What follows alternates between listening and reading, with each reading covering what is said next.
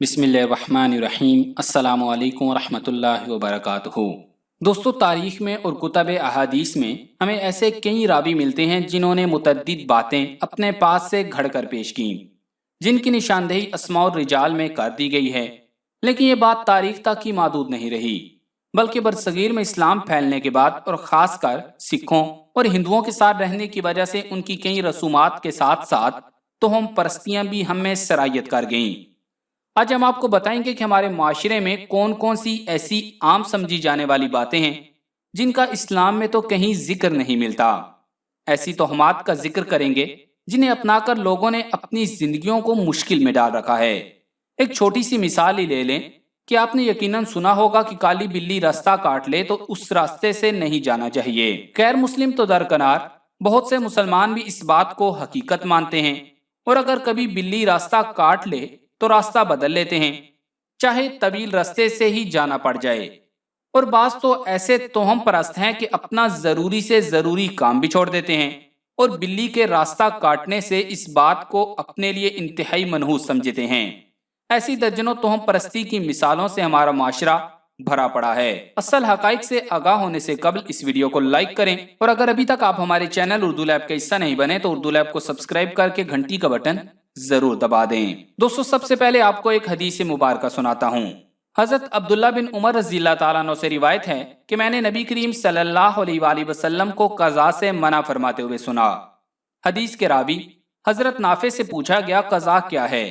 انہوں نے فرمایا، بچے کے سر کا ایک حصہ منڈوا دینا اور ایک حصہ چھوڑ دینا۔ آپ نے آج کل بھی دیکھا ہوگا کہ بظاہر مسلمان نظر آنے والے بعض لوگ بچوں کی لٹ چھوڑ دیتے ہیں یا بچوں کا کٹورا کٹ کرواتے ہیں۔ اس کی بھی شریعت میں اجازت نہیں، یعنی سارا سر منڈوا دیتے ہیں اور ایک حصہ چوٹی سے نہیں منڈواتے، اور وہ لمبے ہوتے رہتے ہیں، حتیٰ کہ وہ بال بہت لمبے ہو جاتے ہیں۔ میں نے خود کئی بچوں کے بال اس طرح کے دیکھے ہیں۔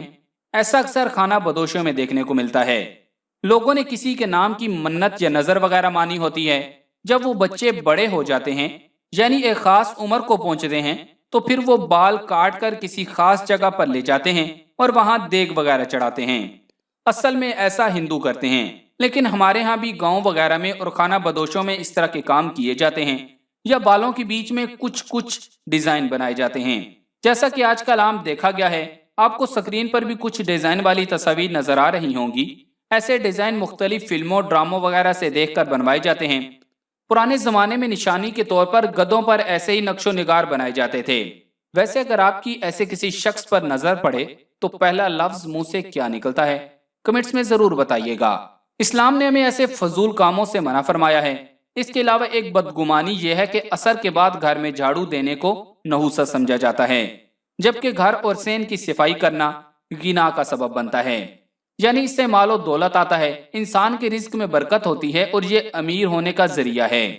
مگر ہمارے ہاں اس کے بالکل ہی الٹ بات ہے کہ عصر کے بعد جھاڑو دینے سے دولت چلی جائے گی۔ بہت سے لوگ عصر کے بعد جھاڑو دینے کو نحوست سمجھتے ہیں اور کہتے ہیں کہ عصر کی اذان کے بعد جھاڑو نہیں دینا چاہیے، یعنی اس کے بعد کسی بھی وقت جھاڑو نہیں دینا چاہیے۔ اس طرح کرنے سے مصیبتیں نازل ہوتی ہیں اور دولت کم ہوتی ہے، حالانکہ دین اسلام میں اس کی کوئی ممانعت نہیں ہے۔ اس کے علاوہ لوگوں میں مشہور ہے کہ چھوٹے پیشاب کے بعد 1 مرتبہ وضو کرنا چاہیے، قضاء حاجت کے بعد 2 مرتبہ، جنابت کے بعد 3 مرتبہ، اور جنبی کے لیے 3 مرتبہ ناک میں پانی چڑھانا فرض ہے۔ یہ سب من گھڑت اور بے بنیاد باتیں ہیں، بلکہ جنابت کی حالت میں بھی ناک اور گلے میں پانی ڈالنا فرض صرف 1 مرتبہ ہی ہے اور 3 مرتبہ ڈالنا سنت ہے۔ ایسا نہیں ہے کہ 1 مرتبہ پانی ڈالنے سے غسل ہی نہ ہو۔ اس کے بعد کچھ لوگ یہ جھوٹی روایت فضیلت کے طور پر بیان کرتے ہیں کہ جس نے اپنی بیوی سے صحبت کرنے کے بعد غسل کیا، اللہ تعالیٰ اس کو سفید موتیوں کے 100 محل عطا کرے گا، اور پانی کے ہر قطرے کے بدلے اس کے نامہ اعمال میں ہزاروں شہیدوں کا ثواب لکھا جائے گا۔ اس کی بھی کوئی حقیقت نہیں ہے۔ اسی طرح ایک اور جھوٹی روایت جو حضرت علی رضی اللہ تعالیٰ عنہ کی طرف منسوب کر کے بیان کی جاتی ہے کہ حضرت علی رضی اللہ تعالیٰ عنہ فرماتے ہیں کہ ایک مرتبہ آپ صلی اللہ علیہ وآلہ وسلم نے مجھے فرمایا، اے علی، مردوں کو غسل دیا کرو کہ جو میت کو غسل دے گا اللہ اسے 70 مرتبہ معاف فرمائے گا۔ اگر اس میں سے ایک مغفرت ساری دنیا میں تقسیم کر دی جائے تو سب کے لیے کافی ہو جائے گی۔ میں نے عرض کیا، یا رسول اللہ صلی اللہ علیہ وآلہ وسلم، جو شخص میت کو غسل دے وہ کیا پڑھے؟ آپ نے فرمایا وہ غسل سے فارغ ہونے تک کا اغفرن کا پڑھتا رہے۔ اس روایت کی بھی کوئی حقیقت نہیں۔ اس کے علاوہ بہت سے لوگ یہ حدیث بیان کرتے ہیں کہ آپ صلی اللہ علیہ وآلہ وسلم نے فرمایا کہ جس کا وضو ٹوٹ جائے اور وہ وضو نہ کرے تو اس نے مجھ پر ظلم کیا، اور جس نے وضو کیا اور نماز نہیں پڑھی اس نے بھی مجھ پر ظلم کیا۔ یہ بات بھی بے بنیاد اور بے اصل ہے۔ اس کے علاوہ جمعہ کے روز ضرور غسل کرو، خواہ 1 دینار کے بدلے پیالہ بھر پانی لے کر کرنا پڑے۔ یہ بھی موضوع حدیث ہے، اس کی بھی کوئی حقیقت نہیں۔ عام لوگوں کا خیال یہ ہے کہ اگر کبھی دودھ وغیرہ گر جائے تو نحوست ہوتی ہے، یا پھر بعض لوگوں نے کچھ مہینے اور کچھ دن مخصوص کر رکھے ہیں کہ فلاں دن یا مہینے میں فلاں کام نہیں کرنا، یا فلاں دن اور فلاں مہینے میں فلاں کام کرنے سے امیدیں بار آتی ہیں۔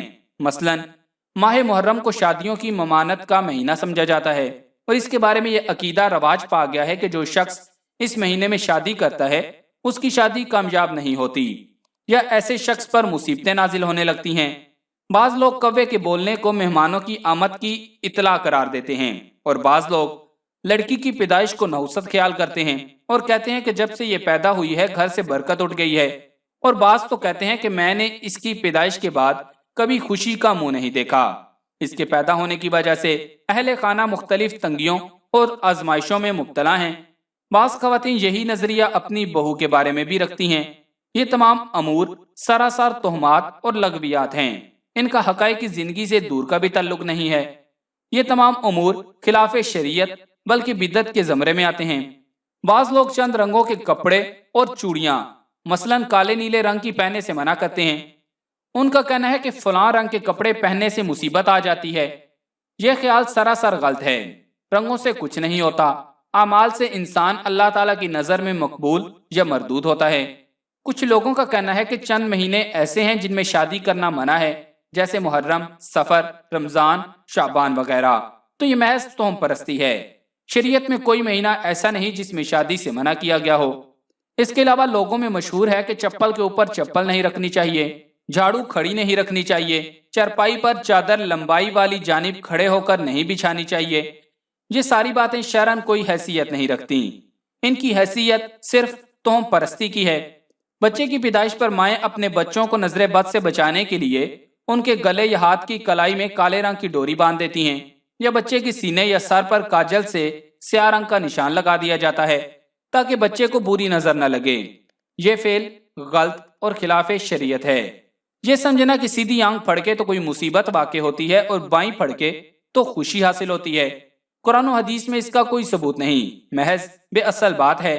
اس کے علاوہ مشہور ہے کہ سفر کے لیے روانہ ہوتے وقت چھینک آ جائے تو سفر نامبارک ثابت ہوگا۔ شکار پر جاتے وقت کوئی چاقو کا نام لے لے تو شکار ہاتھ نہیں آتا۔ صبح صبح کسی کانے یا بیوہ کی شکل نظر آ جائے تو دن خراب گزرے گا۔ جمعرات کے دن علاج شروع کیا جائے تو مریض زندہ نہیں بچتا۔ خواب میں سام نظر آئے تو دولت ملتی ہے۔ صبح صبح کوے کا بولنا کسی مہمان کے آنے کی پیشن گوئی ہے۔ الو کا بولنا یا کتے کا رونا تباہی یا موت کا پیغام لاتا ہے۔ یہ تمام چیزیں بے اصل ہیں، اسلام میں ان کی کوئی حقیقت نہیں۔ اگرچہ تعلیم یافتہ لوگ ان تہمات میں یقین نہیں رکھتے، پھر بھی یہ وہم ہمارے دماغ میں اس طرح رچ بس گئے ہیں کہ اگر ان علامات میں سے کوئی علامت پیش آ جائے تو ایک قسم کی بے چینی ضرور ہوتی ہے کہ ایسا نہ ہوتا تو اچھا تھا۔ مغربی ممالک میں تہمات اتنی عام تو نہیں، لیکن تھوڑی بہت ہیں۔ انگریز لوگ اب بھی 13 کے ہندسے کو منحوس سمجھتے ہیں، سیڑھی کے نیچے سے گزرنا بھی نامبارک مانتے ہیں، ایک ہی دیا سلائی کی تیلی سے 3 سگریٹ جلانا برا سمجھتے ہیں۔ تہمات کے بے شمار نقصانات ہیں، ان میں سب سے اہم یہ ہے کہ انسان تہمات کو حقیقت مان کر بیٹھ جائے تو اصل حقیقت جاننے کے لیے کوشش چھوڑ دیتا ہے۔ اس کے علاوہ نئی ایجادات اور انکشافات کے لیے جد و جہد نہیں کرتا۔ پس انسانی ترقی میں تہمات نے جتنی رکاوٹیں ڈالی ہیں وہ شاید کسی دوسری چیز نے نہیں ڈالی۔ تاریخ ایسی مثالوں سے بھری پڑی ہے کہ سائنس اور فلسفے کے انکشافات اور ایجادات کرنے والوں کو تہمات نے جادوگر ٹھہرایا اور جہالت نے آگ میں جھونک دیا۔ یہ ایک حقیقت ہے۔ ہمارے ایمان کا بنیادی حصہ یہ ہے کہ سب نفع اور نقصان اللہ کے ہاتھ میں ہے اور ہر چیز اس کے اذن سے ہوتی ہے۔ وہ نہ چاہے تو پوری دنیا بھی مل کر آپ کو نقصان نہیں دے سکتی، اور اگر وہ نہ چاہے تو پوری دنیا مل کر آپ کو نفع نہیں دے سکتی کسی بھی معاملے میں۔ دوستوں میں امید ہے کہ آپ کو آج کی یہ ویڈیو ضرور پسند آئی ہوگی، تو اس ویڈیو کو لائک کر کے صدقہ جاریہ کی نیت سے فیس بک اور واٹس ایپ پر زیادہ سے زیادہ شیئر کر دیں۔ جزاک اللہ۔